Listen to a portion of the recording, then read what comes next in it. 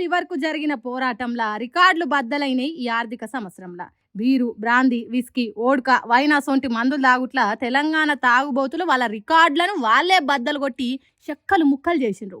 ఒక్క ఏడాదిలోనే సర్కారుకు 44,557 కోట్ల రూపాయలు ఎక్సైజ్ శాఖకు ఆదాయం వచ్చిందంటే చూడుండ్రి.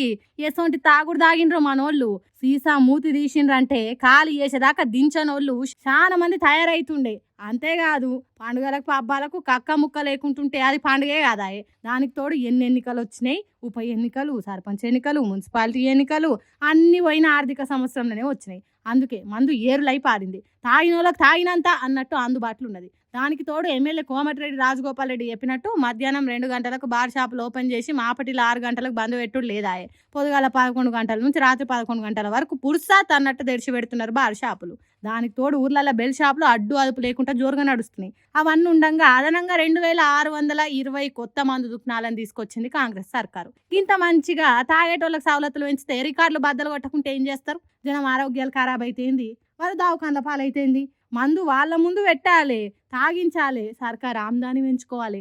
ఈ తంతు ఎప్పటికున్నదే కానీ రేవంత్ రెడ్డి సీఎం అయినాక రికార్డులు బద్దలు కొడుతున్నారు తాగుబోతన్నలు. అంటే 6 గ్యారెంటీలు మొత్తం అమలు పూర్తి కాకుండా తాగుబోతులకు హామీ ఇయ్యని రికార్డుల గ్యారెంటీని మాత్రం తప్పకుండా అమలు చేస్తున్నారు. తాగుబోతులు సల్లగున్న రాజ్యంలో రికార్డులు బద్దలైతే సర్కారు గల్లపెట్టె కూడా కొప్పురంగా నిండుతుంది కదా.